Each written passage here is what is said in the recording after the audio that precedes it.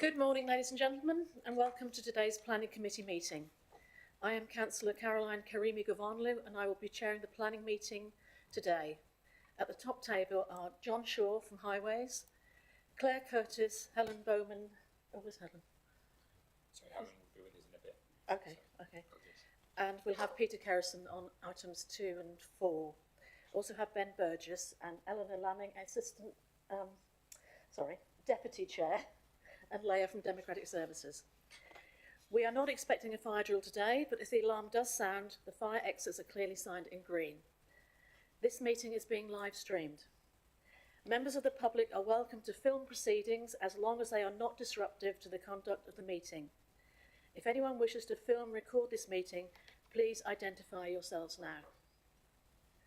Thank you.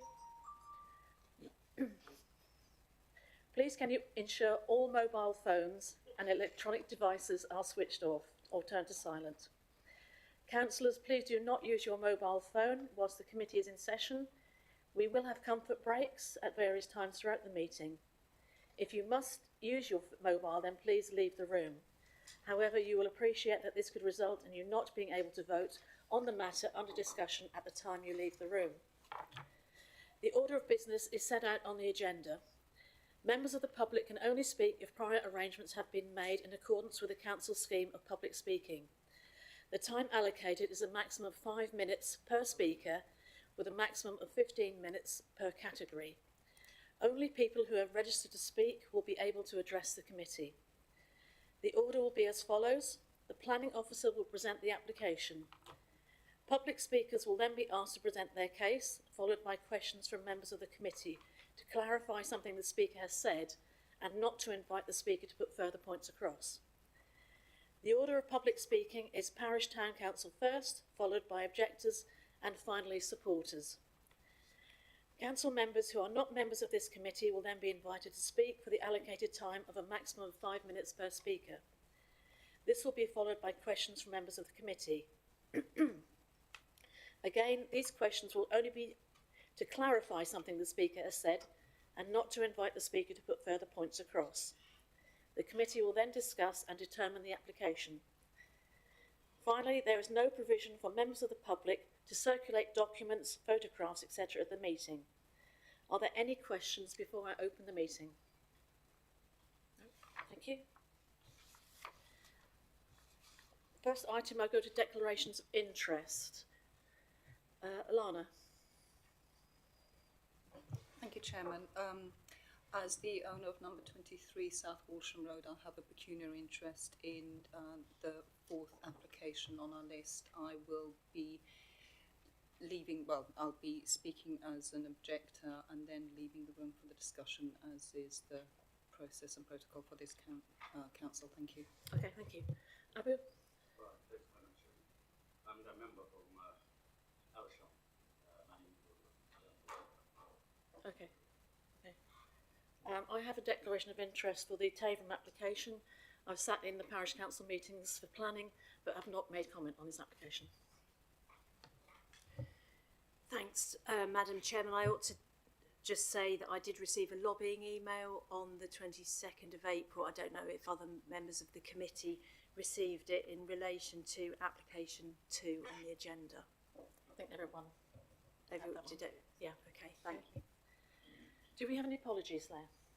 Yes, Chair, we've received apologies from absence from Councillor Orber. Thank you. I'd like to go to the minutes on page 7 of your report. Is everyone happy to confirm the minutes of the planning meeting held on the 28th of February 2004? Agreed? Any matters arising? No? Yes, thank you, Madam Chairman. I'd just like to express thanks to Councillor Wymark for standing in as Chairman at short notice for the first item on the agenda at the last meeting. And it's also very good to have Councillor Karimi Govanlu back as Chair of today's meeting. Thank you. Right, we'll go to application 1, Posick, land south of Mapleway, Posick. And I'll hand over to Claire for the presentation. Thank you, Chairman. The application in front of you as item number 1 is for the construction of a temporary Belmouth junction on the B1145. This is required in connection with the Norfolk Vanguard offshore wind farm consent that was done under a nationally significant infrastructure project and gained a development consent order from the Secretary of State. So I'll just run through the files. So the slides, sorry. So in front of you here is a location plan showing the application site, which is here, which is the Belmouth. But also on this plan, which is hopefully useful to you, is this is the mobilisation area that I've referred to in my report. And this is the access ACC6A, which is on the A140. So just bearing that in mind, the application seeks that temporary consent for 5 years to access that mobilisation area, which to facilitate the delivery of the Norfolk Vanguard offshore wind farm cable route. As part of an update to your report that you have in front of you, there's a change in the recommendation to now approve with conditions, and an additional condition added requiring a landscaping scheme restoration replanting at the end of the temporary period that the access is used for. So the mobilisation area in front of you, which is shown blue, as I say, is off the A140. And that AC66 was granted consent all under the development consent order. The reason you have this application is that the site, the Belmouth, falls outside of what's easiest to term to you, to members, as the red line. So the development consent order limits, so the red line of that consent. So that therefore means that it needs specific planning permission from the local planning authority. So the only thing into consideration for us today is the Belmouth junction. The widening of the existing B1145 and the A140 junction is agreed directly with Norfolk County Council Highways under a small works agreement to section 278. The access track as well, it does not form part of your considerations. It doesn't need consent in this case. So I'll just run you through the slides. So this is a photograph of the site. It was really useful because they've kindly put some pegs in the ground so you can see where the access the Belmouth access is. So this is me taking a photograph facing away from the A140.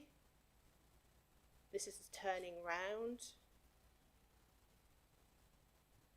And a bit closer on the site. And then this is looking back to the A140 from the site, and the site is in this location here. And please take note of this tree because this was subject to clarification and discussions with the landscape architect. This is a shot slightly further back and then moving towards the junction with the A140.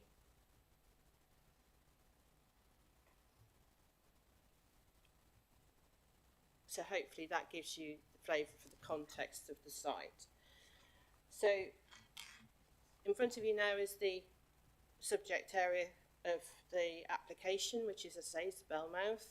It's been technically designed and the technical design has been agreed with the Highway Authority before the application was put before us.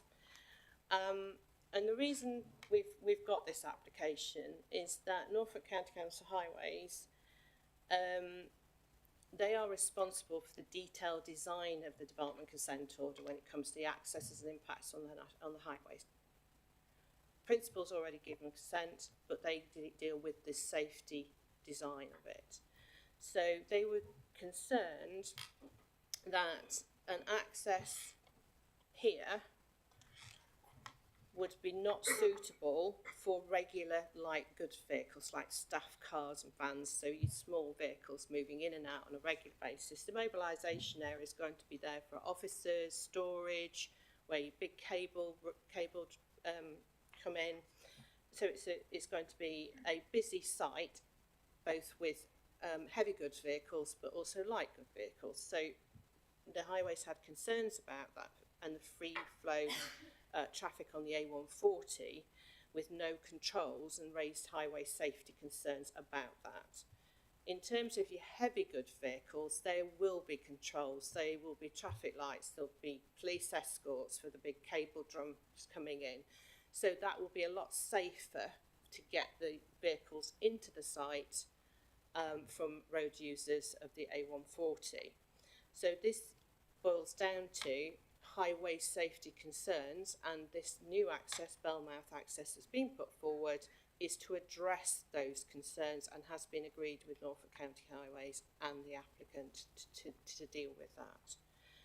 So I think that's really important, and part of the temporary access that will, part of the agreement with Norfolk County Council will be that the HGVs use the ACC 6A, and then the light vehicles can only use the other access that's subject to the application in front of you today. In terms of the other considerations I've set out in the report, there is no issues in regards to impact on residential amenity, ecology, flooding, drainage and the historic environment. So all those technical consultees that in fairness form part of the development consent order process as well have looked at it and they've raised no concerns. The landscape architect did raise an issue with regards to the tree and wanted further clarification, justification why that needed to go. He's clearly disappointed at any loss of an oak tree, I have to be honest, but he's given the justification that has come forward from the applicants. It's required because of visibilities in that sense. And on balance, we feel that the benefit of the delivery of the offshore wind farm and in the interest of highway safety, the loss of that tree is justified.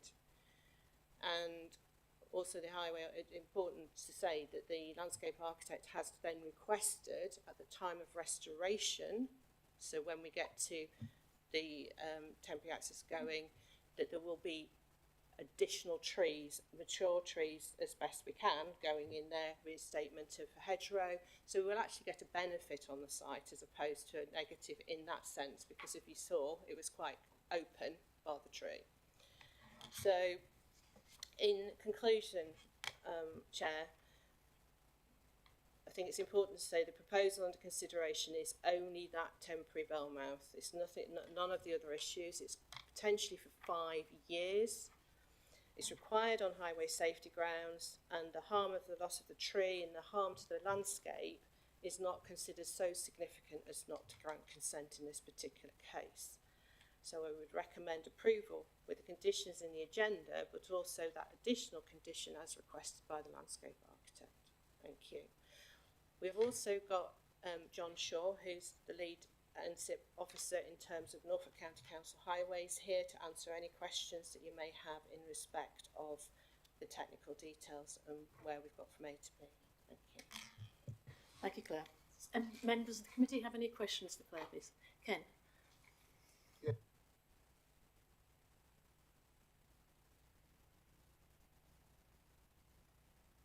I was listening very carefully to your explanation because I really was very concerned about that entrance from the A140.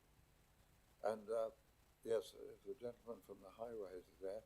I think I understood that highways are now quite satisfied, and you're quite satisfied, because I thought the points made by Councillor Catchpole were very relevant to when I was reading it and looking at your map.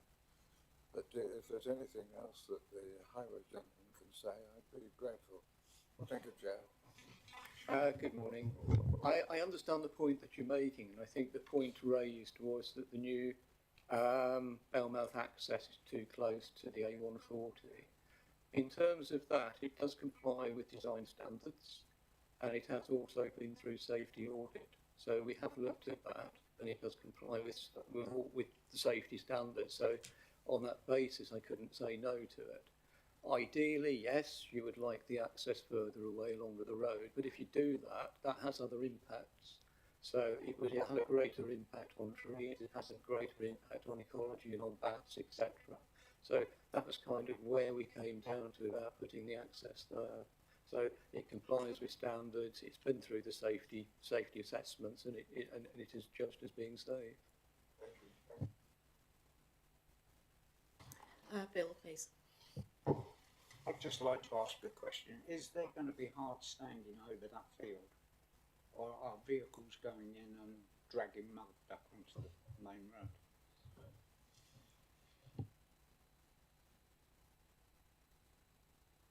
That's outside of the application. However, the applicants are here, so I'm sure that they would potentially be able to clarify that point when they do their public speaking, just to ascertain what the surface is. I suspect that it would probably need to be something more solid than a dirt track, but let them clarify that. Thank you. Any further questions from the committee? No? I would ask, we have no objectors, so I'd ask the supporters, Sandra Painter, Brow and Andrew Ross, could you please come forward to the public speaking area?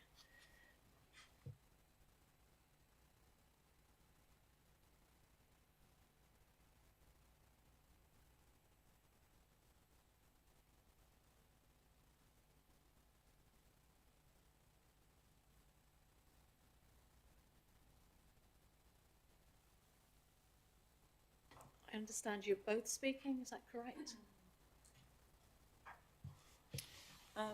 Good morning. No, actually, Andrew Ross will be speaking on our behalf, just dealing with the questions raised for this to this committee, and I'll be here to answer any sort of additional questions as required.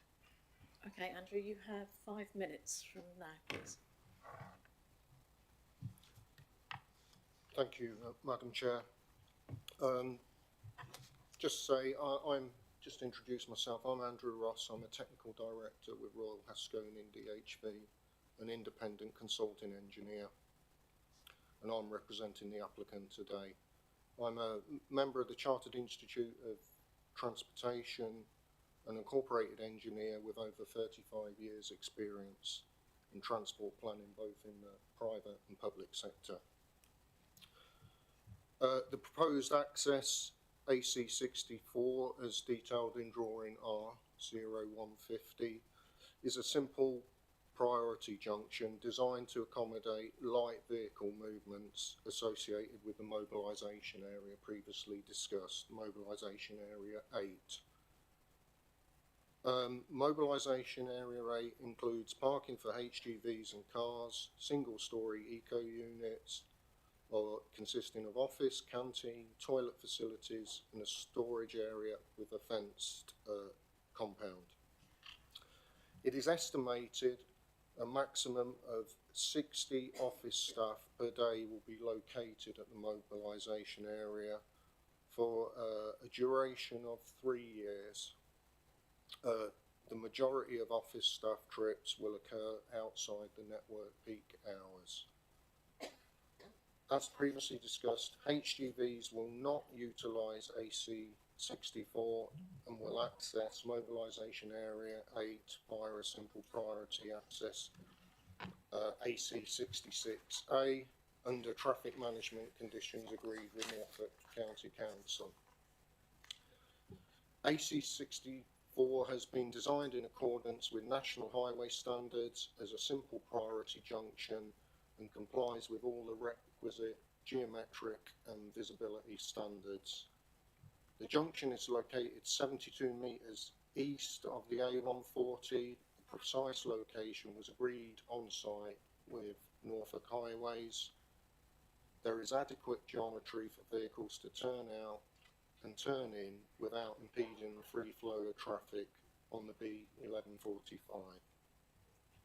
This is shown in drawing R0151, which demonstrates the swept path analysis going in and out the junction. Hazard warning signs will be provided to warn approaching motorists of the presence of a construction access. Technical approval has been progressed via a Section 278 Small Highways Agreement. and the design was certified by Norfolk Highways on the 14th of February following an independent safety audit. The approved DCO requirement 21 travel plan document contains measures to monitor, control and enforce light vehicles to ensure the design parameters for AC64 are strictly adhered to. AC64 will be reinstated following the completion of the Norfolk Vanguard construction phase. In consultation with Norfolk Highways, it emerged that there would be a requirement to address a historic pinch point at the junction of the A140 and the B1145.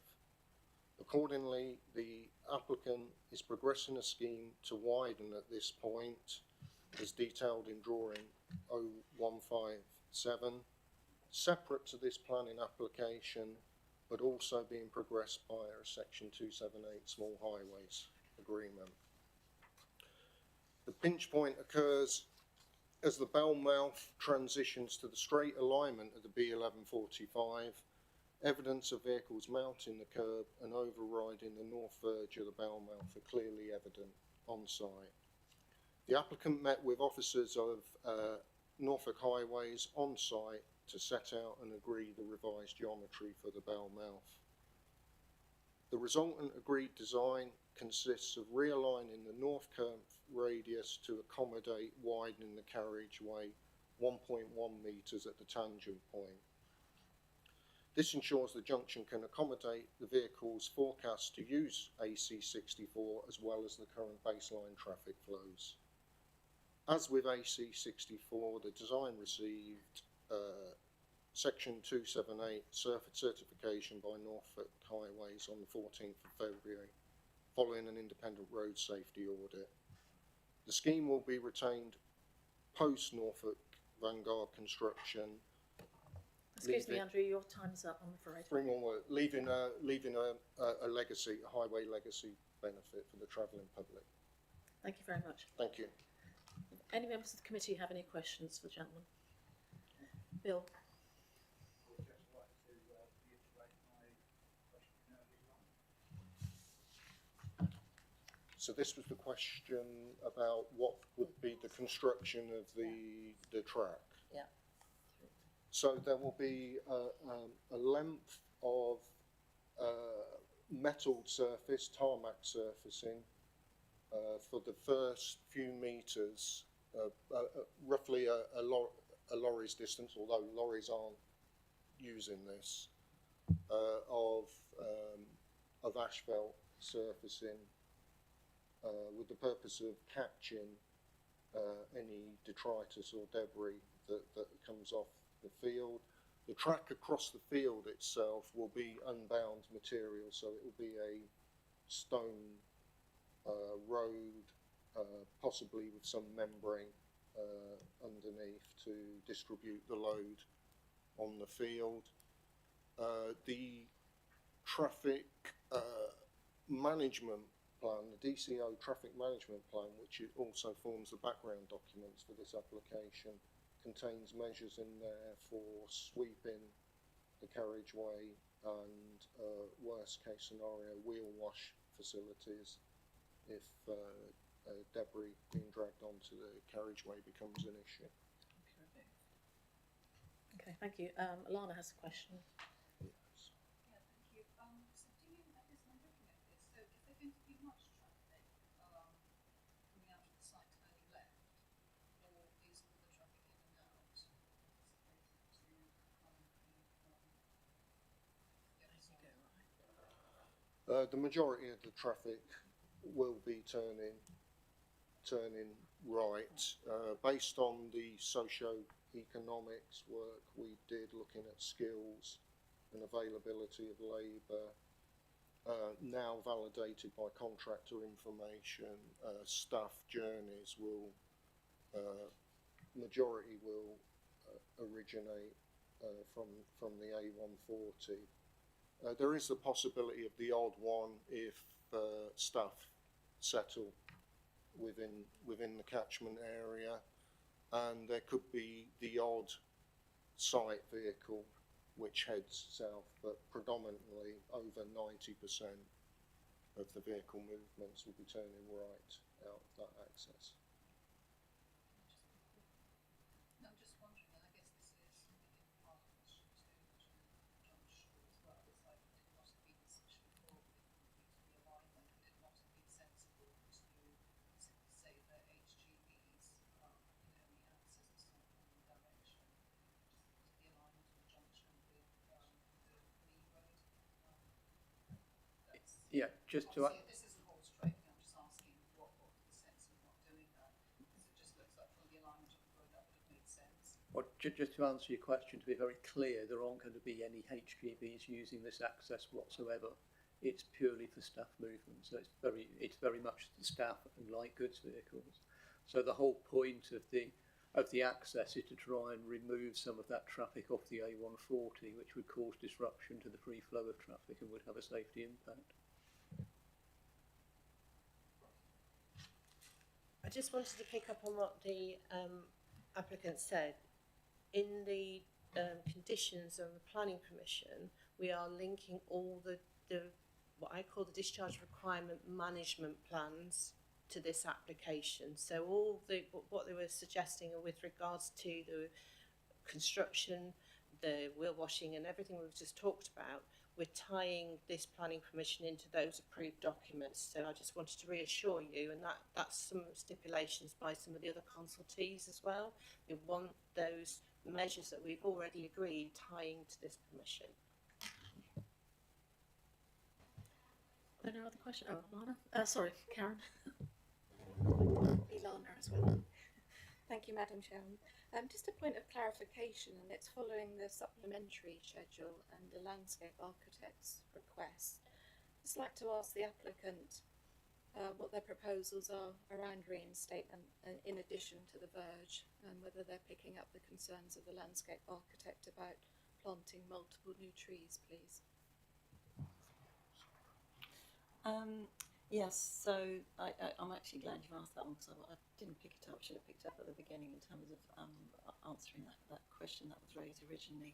So that there is an additional requirement from the landscape officer with regards to the removal of the oak tree as required for the visibility display for this temporary access. So that's something that we're happy to work with him and with the council to look at additional planting that could be implemented there. As part of the existing management plans, we've already got requirements to sort of replace any trees and vegetation and hedgerows that are removed for the purposes of the development. So that's already, that principle is already there, but in this instance, we accept that we would do more than just replace the one tree or a section of hedgerows, and that's something that as I say, we'd be happy to work with the landscape officer just to work up a suitable landscape plan, just to improve. Because again, the pictures are quite clear and show that it is quite a bare sort of roadway along that section, so that there is the opportunity to sort of improve the biodiversity and sort of ecology along that section, which we would do as we're doing along the whole route, sort of post construction events, and when we get into the reinstatement part of the project. Okay, thank you. I'm going to bring Ben in just to clarify a point. Sorry. Yeah, just to jump in there, just on page, apologies, my computer's gone strange.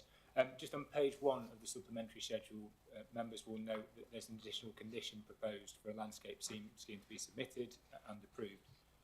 So we don't have the details of what that will look like now, but we will be in control of exactly what that looks like, and obviously we'll work with the applicant to ensure that that comes through, but we will be in control of that moving forward. Thank you. There's no further questions for the speakers. Would you like to return to your seat, please? We'll go to discussion.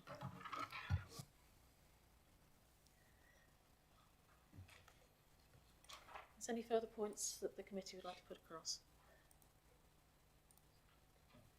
No? Stephen? I just noticed that the initial concern raised by highway and the solution very agreed, so I like to propose to approve with the condition. If you're all happy, we'll go to the vote.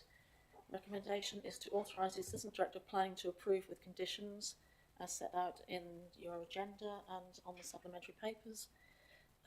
All those in agreement, please raise your hand. It's unanimous, Chair. Thank you very much. Did the speakers want to stay, or would you like to? Because this might be a long meeting. Yes. Yeah, okay. Thank you.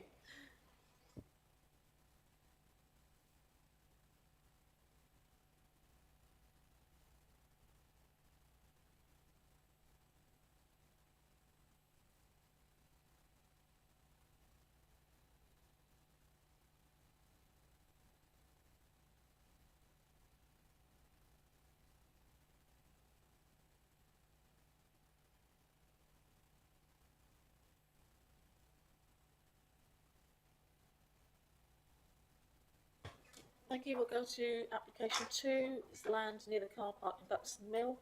We have Peter Carrington as the presenting officer. Peter, when you're ready.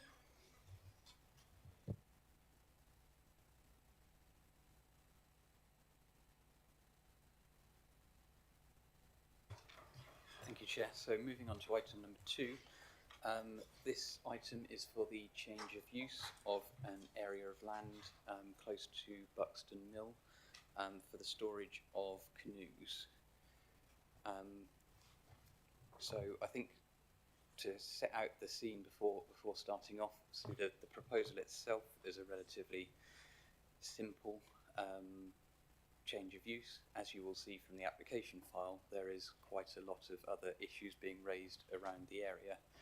I think through the assessment of the application, it's important to emphasise that the only consideration we have in this particular application, and therefore this particular meeting, is for that storage use only and for nothing else around the use of the river or members of the public utilising, you know, other storage or other canoeing uses, other recreation uses in the area.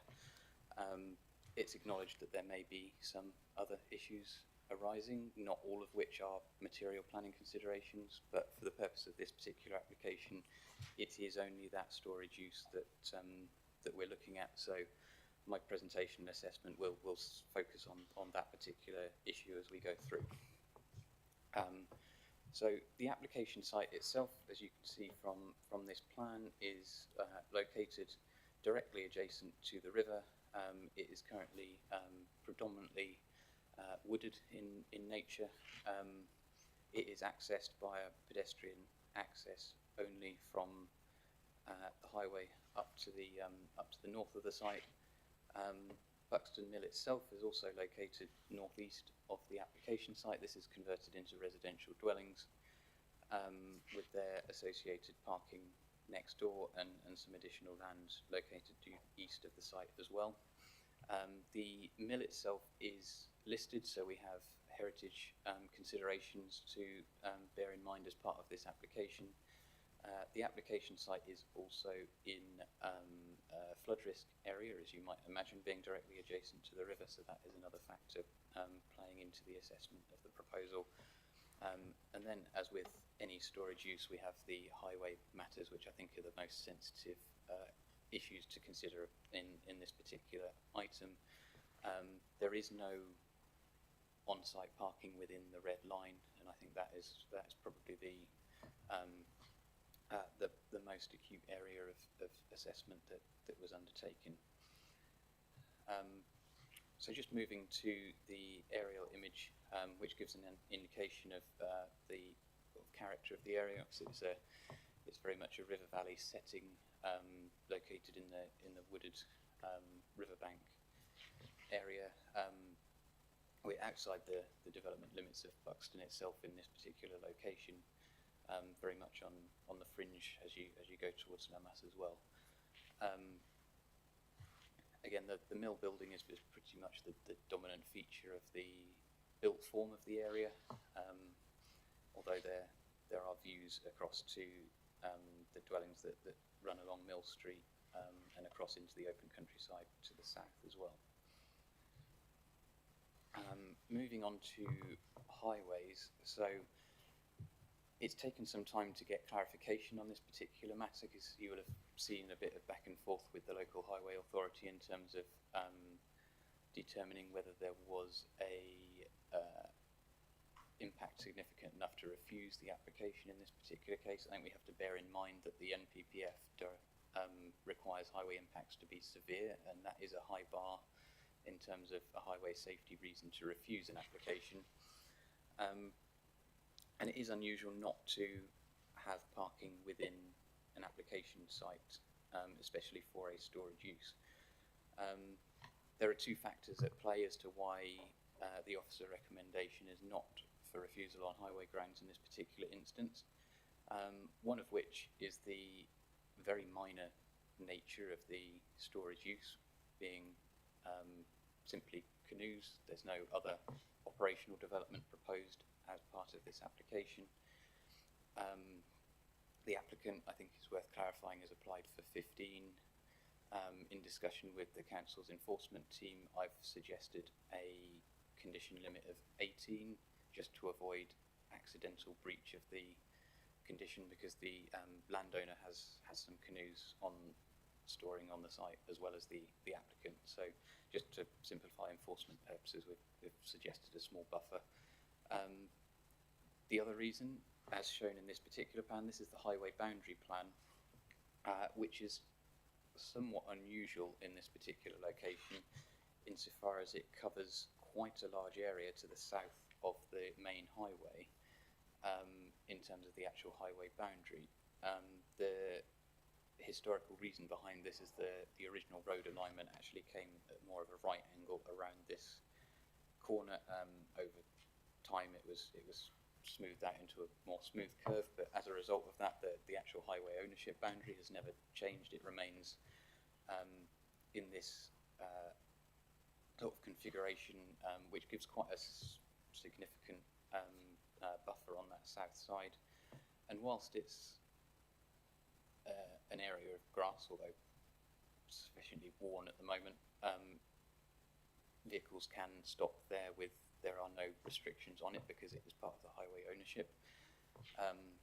So actually the delivery of this very small volume of canoes can occur by pulling off the main carriageway and remaining on highway land.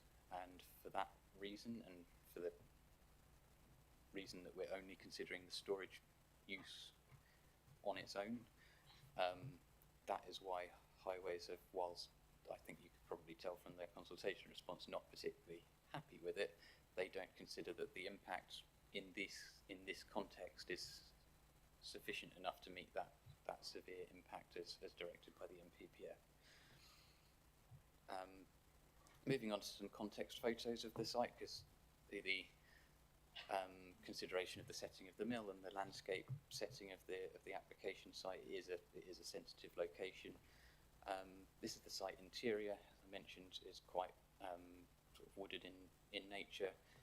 As I said, there is no operational development, there's no construction proposed as part of this application. So in terms of protection of the trees, impact on the actual land, it is just the placement of canoes on the land, so the actual physical impact is quite small. In terms of the landscape character as well, because we're in a riverside setting, the appearance of some canoes next to a river is actually not really out of context of that sort of character. It's not something that you would not expect to see in a riverside setting. There has previously been a fence erected close to the site access point. Again, this was assessed by our enforcement team. It's sufficiently far back from the highway to fall under the general permitted development of a 2 metre height limit, and it is under 2 metres in height, so that is permitted development and not part of this application. Coming back out to the highway from the site, so the fence that I just showed is sort of a continuation behind this area. This is the section of highway land that's included in the boundary. So the highway boundary sort of runs down the this side of the image, pretty much stops at the hedge and then comes back out just in front of the car at the end there. As you can see from the fairly well-worn nature of the grass, this is used quite frequently. Not necessarily just by the applicant, any road user could feasibly pull off in this location. There are public rights of way and footpaths running around this location, so it's perfectly feasible for somebody that wants to walk along the public right of way on the river to pull off and leave their car here and with no sort of parking restriction at all. Again, it's not a formal parking area, it's not something that we necessarily encourage, but it is also, there's no restriction there, so it's not something that people can't do.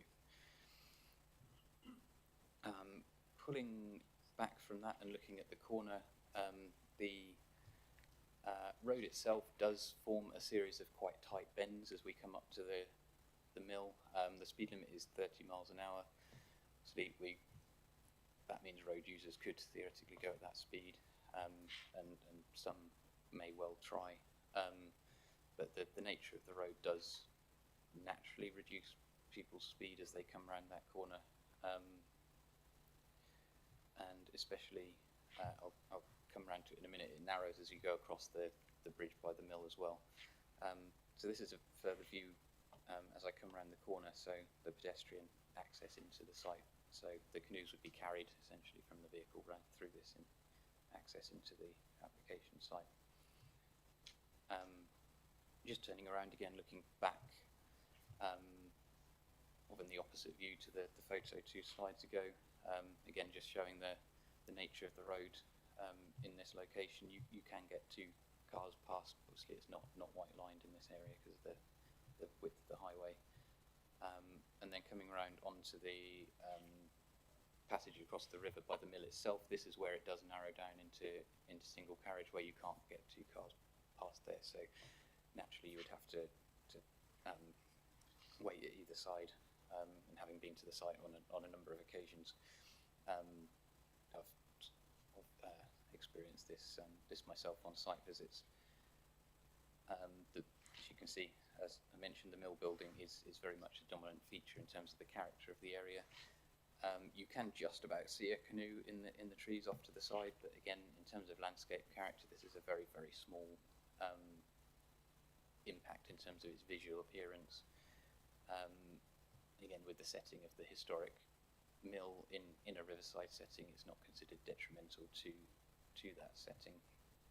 And just swinging from the same position, the camera around, looking at the mill pond and the river, and again, you can just about see. These photos were taken last week, so this time of year with the leaves coming out. So in the summer it would be more obscured by this, in the winter slightly less. But they're by no means significant features in that landscape. The application has been ongoing long enough. I do have a winter photo, so this is when a more open view, and again you can just about see the canoes in there, so they're a bit more obvious, but again not significant features. And then moving back again to last week for the same view. Sort of zoomed in just to try and make it obvious where they are. I'm now stood on the public right of way that runs along parallel to the river to the south of the mill, which is probably the clearest view you get of the site because it's the closest point you will see it across the river. And then again, looking back at the setting of the mill and the general river valley, you can see them, but they're very much not significant in this particular view. Again, just a couple of different times of year. And then if I turning the camera around just to look in the opposite direction, you see the residential nature of of Mill Street and the wider meadow that public right of way runs through. So moving back to just leaving it with the site plan to conclude, I think it is understood that the local residents do have significant concerns about various activities in the local area. those concerns are acknowledged. We're not denying that they may be legitimate. It's just that in this particular case and in this particular application, they are not material planning considerations. They may be considerations in other areas of legislation for other times. But on the planning balance in this particular case, the landscape impact is considered acceptable. The setting on the impact on the setting of the listed mill building and other heritage assets in the area is not considered significant. And on that very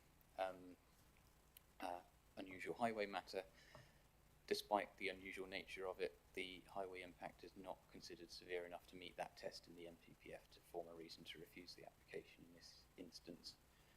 So in terms of conditions, it's proposed to limit the number of canoes stored on the site, and that specific use condition would be for the storage of canoes only, and it clarifies that that does not include any other storage use that would be allowable under a general B8 storage, for example.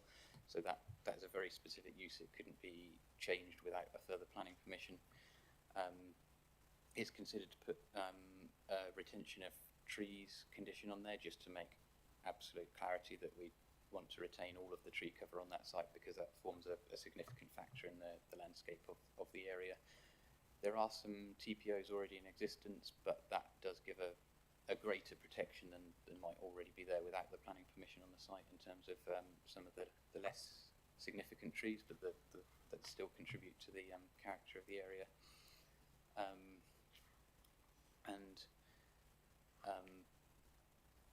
Outside of that, it's concluded that the application is on balance acceptable in this particular instance, and the recommendation is to approve with conditions. Thank you, Peter. Anybody got any questions for the officer? Some clarification? Yes, Ken. Thank you, Chair. Wasn't quite clear, but I thought I understood there wasn't any public access from Mill Street into the application site. Is that correct? There is no public right-of-way into the application site. I understand from representations from members of the public on the application that people do access the site, obviously with the applicant and associated with the applicant. We have looked into this in terms of enforcement and whether that does materially change the use of the site more than just a storage use, but at the moment the conclusion is the storage use is the only material change that has occurred in this particular instance. And if 5.2 says does not include a vehicle access, the primary highway impact will be the drop-off and pick-up of canoes. Obviously that's not from Mill Street. So the drop-off and pick-up of canoes, they utilise the area of land. I just pop back up here. Yeah. So the applicant utilises this area of land in order to park the vehicle and trailer that they use in order to drop the canoes off. So if they use them off-site, they'll bring them back and drop them off at the site by parking one here. How close is that to the actual application site? The application site is just on the corner here, so it's directly adjacent to. I think the highway plans probably shows it best. So the application site starts here, and this area, that area of land is there essentially. So you can just about walk around that corner without walking on the highway, although walking to anywhere else from that location. There is an entrance. You'd have so the entrance gate is approximately in this location. Oh, so there is entrance to the so there's access for the applicant to walk in and drop the canoes, and but this purple line is a public right of way on the other side of the river. So there's no public right of way onto the land. It is private land on this side, but we do understand that customers of the applicant do access the land to pick canoes up, but that particular element doesn't form part of this application, because again it's not considered to be sufficient level of use to warrant material planning change of use in this instance. The storage of canoes, because it's more permanent, has tipped just over the balance in terms of being a material change of use to a storage use, but nothing else at this point. Obviously, if anything else comes through in enforcement or anything, the situation changes, then we will look into it again. But at the current situation, it is just the storage that we're looking at. Do that? Yeah. Lana? Thank you, Chairman. I'm actually completely confused now, Peter, because how many canoes are we talking about? Because it's up to 18, right? So storage could be somewhere where you winter your canoes. So, you stop using them in October and then pick them up again in March or April when they're ready, and there's no human footprint on the site at all. Or there's running a commercial operation from the site, which, let's say 18, well, let's say, even 10 canoes on 2-hour stints, perhaps. We have a lot of footfall on a daily basis where these canoes come and go. So a fully booked canoe, I suspect, could be out from 6 a.m. till 8 p.m. That's an awful lot of coming and going, and I don't quite understand how it was deemed that this is not an associated commercial operation adjacent to this, because that wasn't quite clear from the report, because it is, or am I being actually completely stupid and completely misunderstanding what the purpose of this is? No, in terms of it is for a business, so the storage of canoes the application is on behalf of a business, so it would theoretically allow them to take them on and off as they require. What it's not for is actively operating a hire business from that site, so it's for the storage of them and the necessary toing and froing of bringing them on and off as storage and use and interacts. But we've looked at whether the hiring of the canoes does require planning permission on this site, and at this point in time it doesn't. So it does take into account, and the assessment takes into account the applicant moving them on and off as frequently as they need to.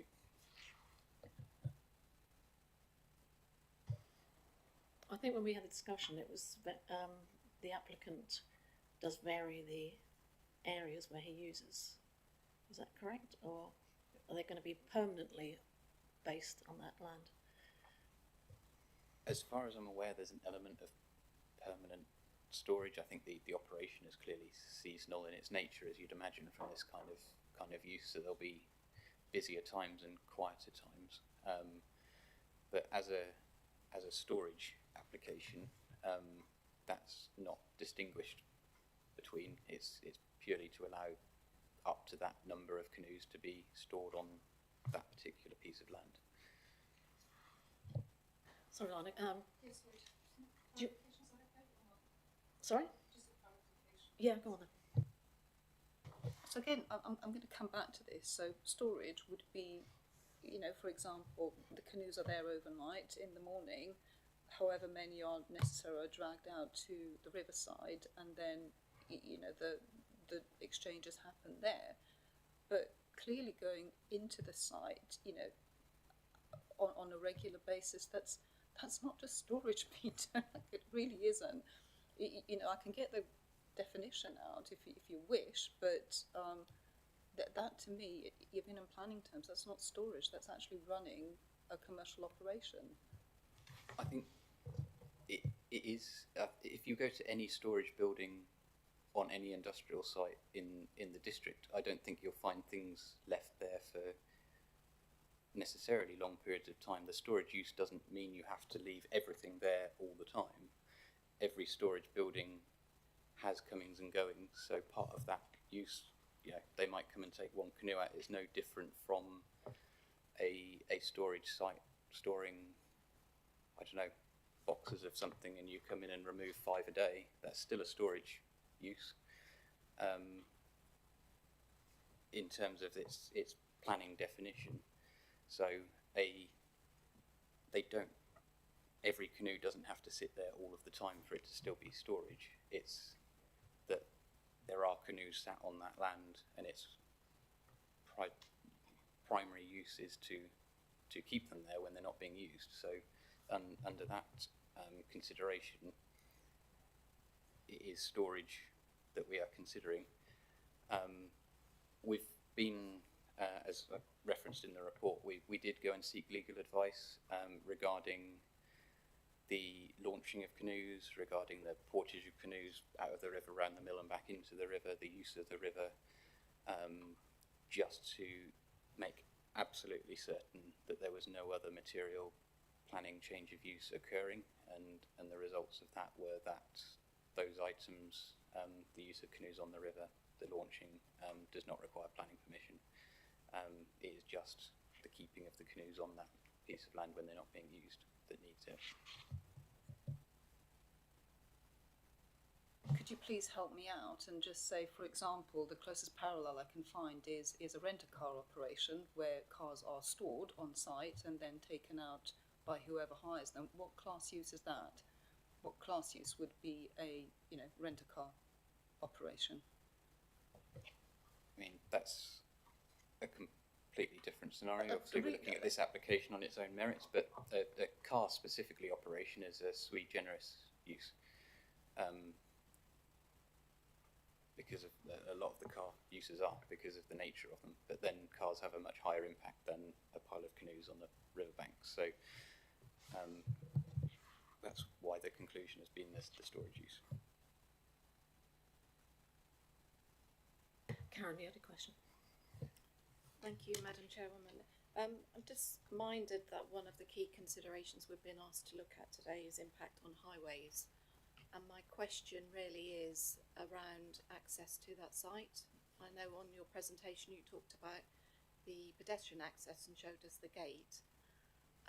In terms of other access, so for the owner to drop off those canoes and collect them at any point he needed to do that, are you saying that the only way that him to do that is on that verge, which is highways owned land?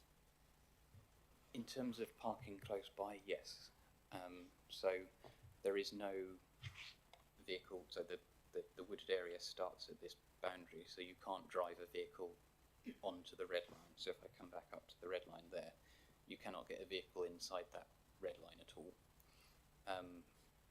So the only means of access is pedestrian. Again, you can carry a canoe, you can't carry many other things, so hence the very bespoke use condition in this particular case. I think it is very specific, it is very bespoke, and it is quite unusual. But because of the nature of what is being stored and that you can carry them into site, the volume and that particular highway boundary layout, I think you'll see from the application reference number and the length of time we've had it, we've been round a little bit in working this out, consulting highways, discussing with our legal advisors. I think at this point in time we're satisfied that this is the correct conclusion in terms of what is required in the application, and then balancing out the various planning considerations in terms of the recommendation to you. Thank you. Can I just come back with another question? What weight would we put on highways concerns as a statutory consultee as a material consideration? Significant weight in this particular case as a highway safety consultee, which is why I think when discussing with them, I think again you can probably see in the discussions on the file there was a bit of back and forth working out exactly what they were looking at as well. So I think if we were to give an example, if we were to get an application in for a hire business with a kiosk, for example, on this site, it would be a very different conclusion and a materially different highway impact, highway safety impact, parking impact, etc. But we don't have that at the moment. So on the limited basis that we're looking at it and are required to look at it by what's in the application, then that's why the conclusion is what it is. And I think highways, it's not necessarily unusual for highways to say we've got concerns, but because of the level at which you are required to consider highway safety impact in the MPPF, it uses the term severe impact. So you've got to be sure that that impact is severe enough to meet that test. So I think concerns, but ultimately no objections, where our highway technical consultee has landed. So on that basis, we've not recommended a reason for refusal on highway safety grounds. Sorry, I'm still a bit confused.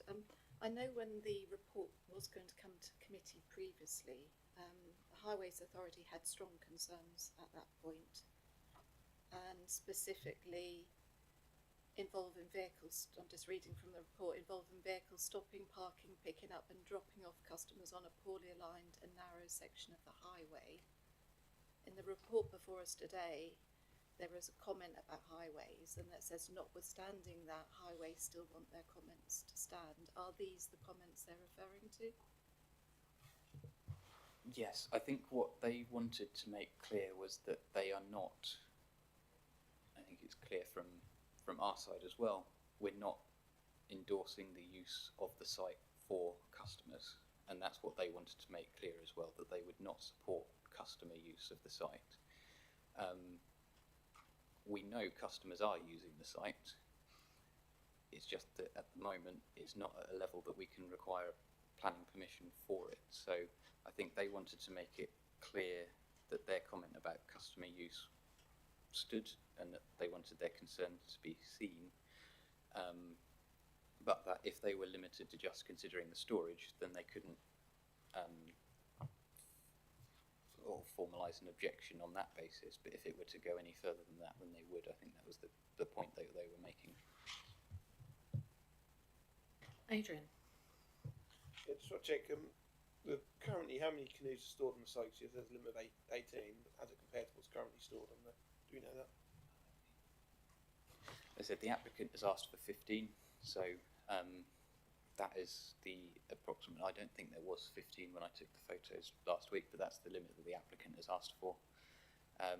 As I mentioned, we've proposed ever so slightly higher when I discussed with enforcement, because I think what we don't want is an accidental one extra canoe causing ambiguity in terms of do we then need another application or not. So we've given a little bit of a buffer just in case, especially because there's a little bit of personal storage on there.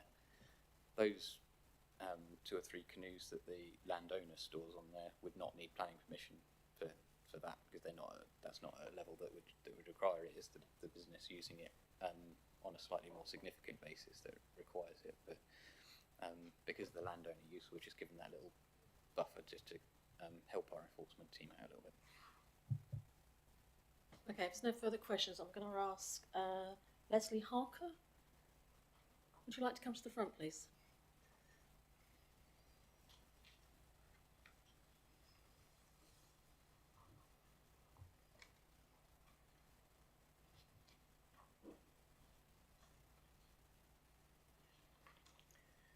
Welcome.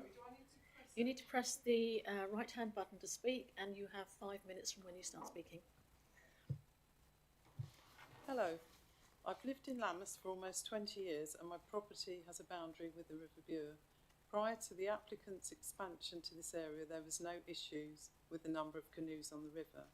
I'm a retired social worker, and for the last 10 years or so of my career, I worked in child protection, assessing parents' abilities to care for their children safely. This taught me the importance of looking at all the evidence available to get a complete picture and to use that information to make an informed assessment of a situation rather than following a predetermined narrative. The crux of this planning application is whether the evidence submitted indicates that a business is operating from the site, and if so, whether it can do so safely and legally. The longer term consequences of approving this application should also be a consideration. I'd like to address the terminology used within the planning officer's report. The visitors to the site referred to are not paying a social call or coming to look at a patch of land at the edge of the river, but are customers who have paid money to hire a canoe which is then launched downstream, as advertised on the Canoe Man's website. The volume of traffic generated by the canoe hire customers results in cars coaches and minibuses of customers converging on this location to access the canoes. There is no other reason for them to visit as there are no facilities there. I'll skip the bit about the strong concerns because that has already been covered in questions. But whilst Lammas is in a rural location with no pedestrian pavements, the street is a busy road. An ongoing traffic survey commissioned by the Parish Council found the average daily number of vehicles passing through Lammas and entering Buxton, past Buxton Mill to Mill Street, is 1,100 with an average speed of 30.4 miles per hour. This survey did not include the number of vehicles travelling in the opposite direction. The planning application, as you've seen, is on a narrow bend with poor visibility from the Lammas direction. It has been suggested in the planning officer's report that vehicles pass through this area at a slow speed to accommodate the road, but this study contradicts his statement. The small pocket of land at the entrance of the village next to the site does not constitute suitable or adequate parking and results in residents in the vicinity being blocked from accessing their properties. Highways commented, and I quote, that the business involves vehicles stopping, parking, picking up and dropping off customers on a poorly aligned and narrow stretch of highway.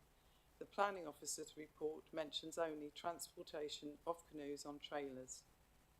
I can only wonder at what level of usage planning permission would be warranted. There is no legal right to roam on around 97% of waterways in England, and this includes the upper reaches of the River Bure. The Broads Authority manages the third largest publicly accessible waterway in Britain, which can be accessed at Colchester close by, but a licence for each boat is required. It appears odd that the planning officer recommends approval for a commercial business to use the waterway, given the current legal position. Whilst the literal approach can be taken to this application, the consequences of approval have the potential to cause significant risk to canoe hire customers and others because of poor access to the site, as well as environmental damage. Opening previously quiet waterways to commercial traffic inevitably impacts on wildlife and the ecological balance of the area. I'm asking members of the committee to thoroughly review all the evidence submitted before making your decision.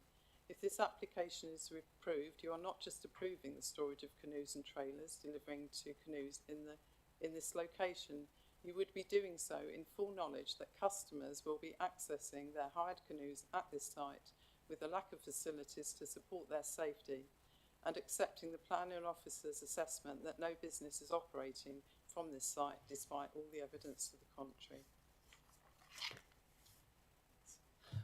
Thank you. I have one question. You mentioned about the amount of traffic. Is that per day, per week, per month, or?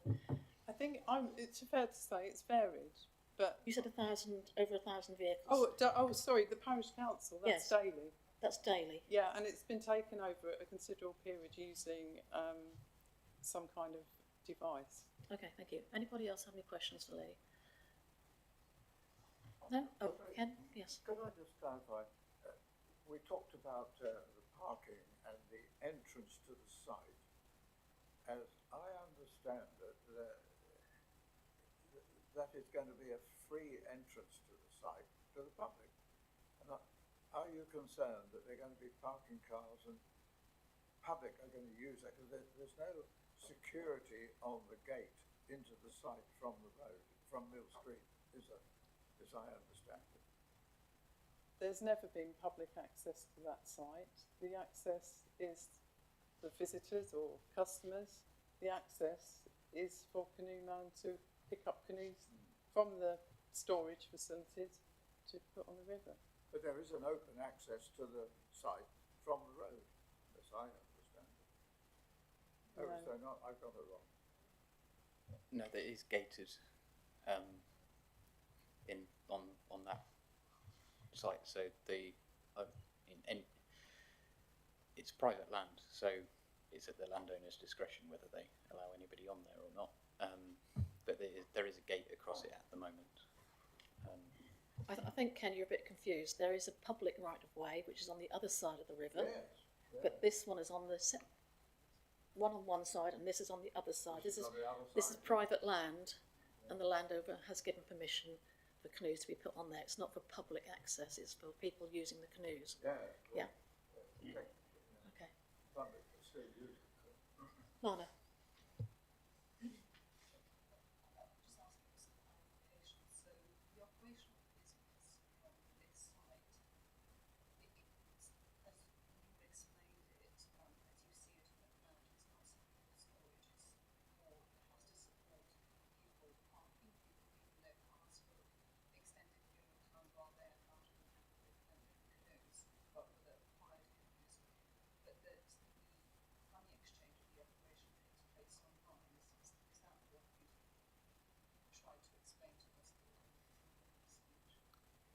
Yes, I believe that there is a website and the bookings are done via the website, but the routes are illustrated on the website, and the route from Buxton Mill is described as one of the most popular routes for hire canoes.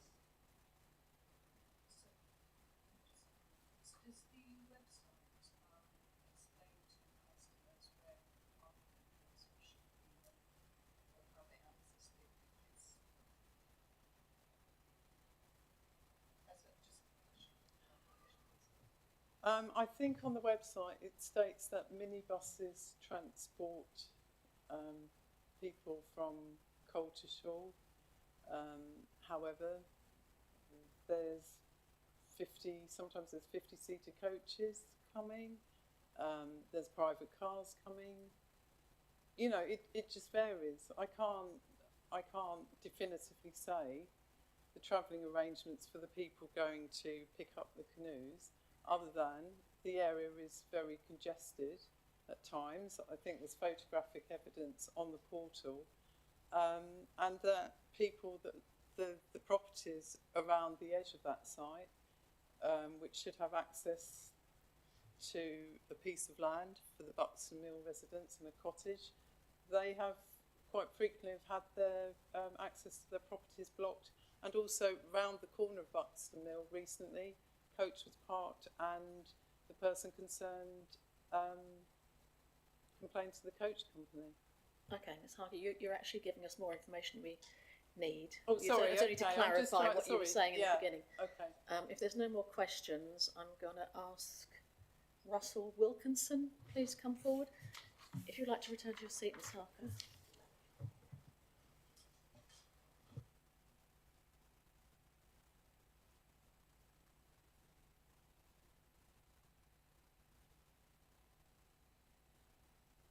Thank you. And again, you have 5 minutes from when you start speaking. Good morning. I'm Russell Wilkinson. I'm the operations manager for the Canoe Man. I've attended the meeting today really to offer clarity, and there clearly needs to be some clarity for committee in terms of the site. The application as identified by the planning officer is a simple application to store boats on that site. The boats would only ever be stored there for a period of 5 months. They are then removed from the site, and the only boats that remain on the site at that point are the owner's boats that lay there. In terms of movement of boats and the consideration of movement of boats, generally we only move 4 boats in and out of that location on potentially a daily basis if we are busy. We limit the number of boats that we use for that. The other boats that are stored there are used for a one-way, for a journey that we class as Swallows and Amazons, which is a family day to do bushcraft. And those boats stay on that location, return to that location and move out, and the customers move out from there. So it is, I've heard a lot about the amount of traffic that we bring. Last year, the only part of our business that requires anybody to park in Buxton's Tool, last year 26 boats were launched that required customers to bring their cars into Buxton. Given that a boat carries between 2 and 3 people, that means we brought into Buxton 12 cars of private use. We didn't, where everybody else is brought in by a minibus, and that's driven by me. It's parked on the highways land as identified. It remains there for a 20-minute period whilst I launch those customers, and then it leaves. It is as simple as that. The coaches that you heard talk about, on 3 days of the year, Aylsham High School ask us to provide a day out for a year group, and they bring those children to that location. We this year changed how we did that and parked on a farm land, and then as I say, that's 3 days of the year. That is the only time that that's used. There is no portage facility at that point. There is no requirement for boats to be moved over a road or anywhere else, and the public at no point, once the minibus is parked on that verge, are not required to go onto the highway at all. Anybody else coming to that location comes via the Bure Valley Railway, or they walk from Wroxham through along the River Road, and are met at that location before being transported into a boat and then carrying off down the river. But it is as simple as that, Madam Chair. Anybody have any questions? Lana? Thank you, Mr. Wilkinson. So you have explained to us right here, right now, that there is associated parking with the operation of that site. There is associated parking. Yeah. Okay. That's all I needed to know, because that's not part of this application, and I'll leave it at that, Chairman. I think the gentleman was trying to explain how many cars were parked. You said 12 over the year? Over the year. Okay, Lana. Bill? Thank you, Chair. I'd just like to say, are we considering a change of use for storage? It seems like it's running a business to me from that site. We are only here to discuss the storage of the canoes on the land. We're not here to discuss any business case.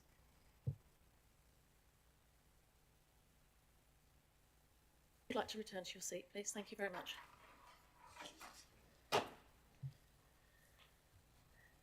we go to full discussion? Eleanor?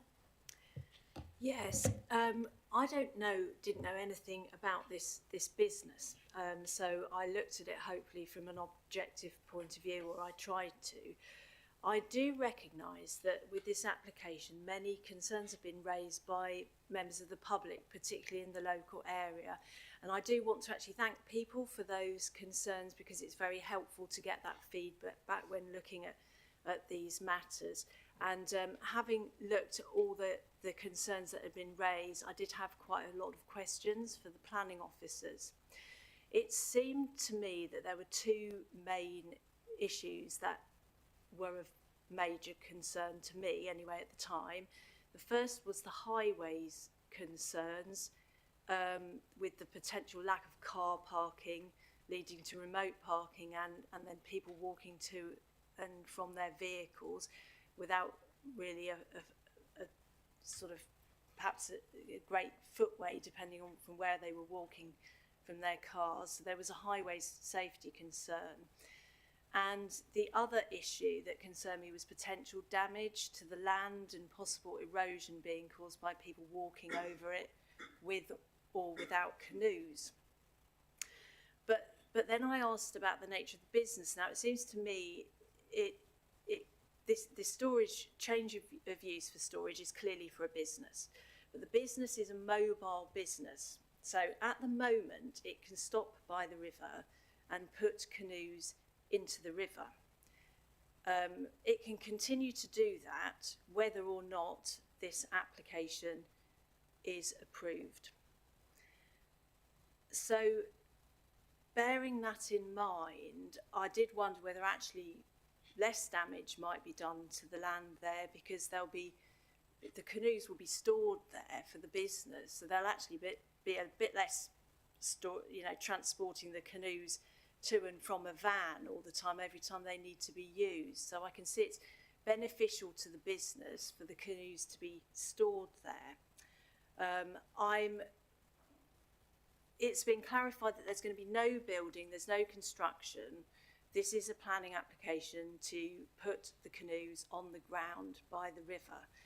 So I think I would be happy to support this application on the basis that the conditions are very clearly stated, as the planning officer has explained, that this change of use will only be to cover the storage of canoes on the ground, that there will be no construction of any kind that happens on that land, and also that land is protected and tree protection measures in particular are put in place, because I was concerned about there are obviously trees on the land and that there's potential, you know, damage to tree roots, and I wouldn't want to see any trees felled on that land at all. So I guess, like, from my point of view, it does seem to be it's a difficult balance, but looking at this planning application as it stands, I would be happy to go with it, to approve it. Thank you, Anna. Lana. Thank you, Chairman. I've arrived at a different conclusion to Ellen, I'm afraid, because, you know, if it looks like a duck, if it quacks like a duck, then it probably is a duck. And this isn't a place for storing canoes. This is actually a business that's going to be operating from here with associated parking, with associated everything else that goes along with it. And I can easily understand why the residents are concerned with the increase in footfall, just because the modern day of operating businesses has sort of overtaken planning policy and how we treat businesses. That doesn't mean that this area isn't going to suffer as part of that. You know, storing the canoes on site is more likely to give rise to more parking as people access the canoes, to more of that attract, and I simply, I'm disappointed.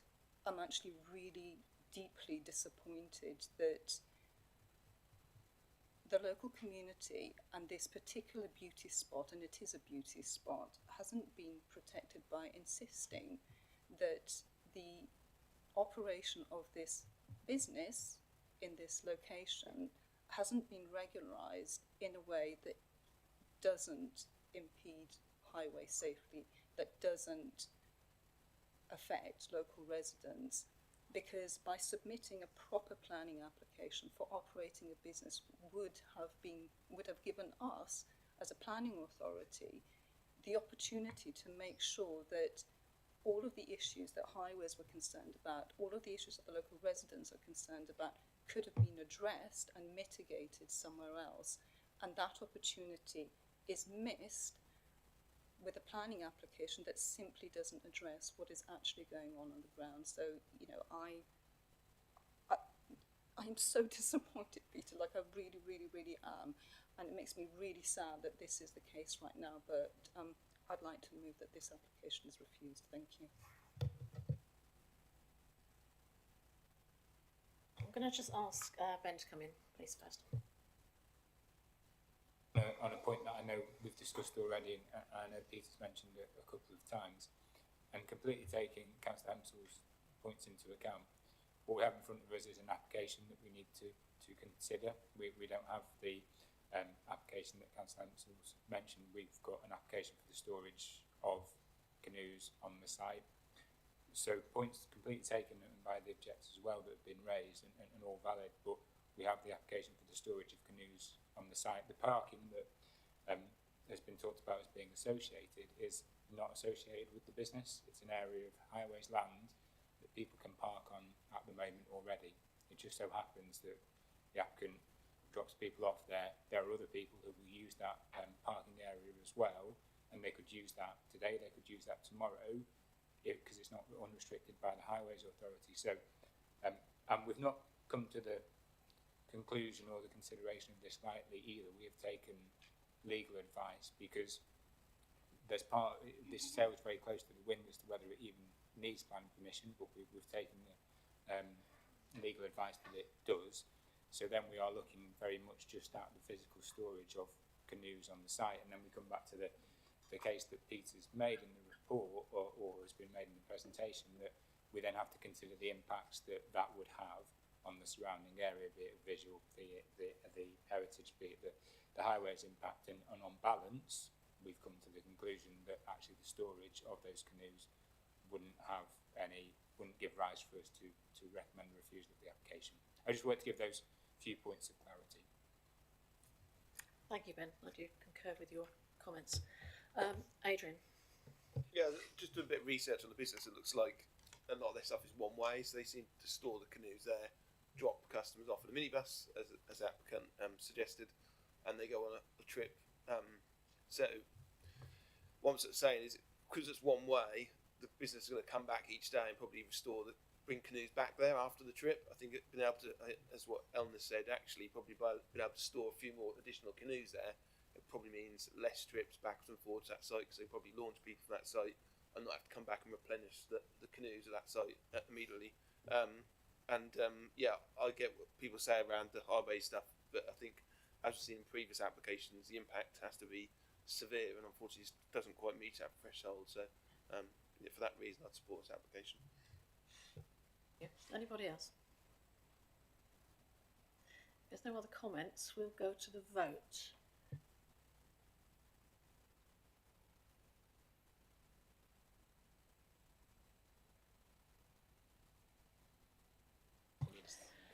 Lana, do you have a seconder for your proposal to?